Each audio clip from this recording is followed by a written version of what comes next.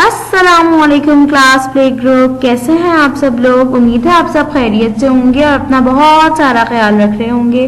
जैसा कि आपको पता है आज है 23 दिसंबर 2020 और है दिन बुध। तो हम बुध को करते हैं बसरी पढ़ाई। बसरी पढ़ाई शुरू करने से पहले वालिदैन के लिए चंद हिदायत हैं, इनको पढ़कर इन पर अमल करें। जज़ाकल्लाह। हैं हैं मेरे साथ दोबारा दोहराइए। हैं।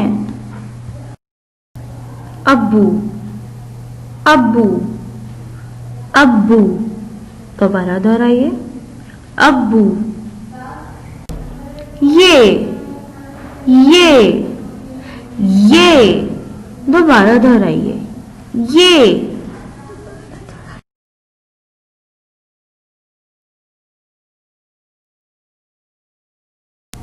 अब जुमला पढ़िए।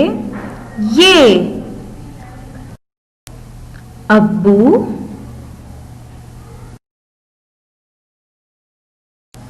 हैं।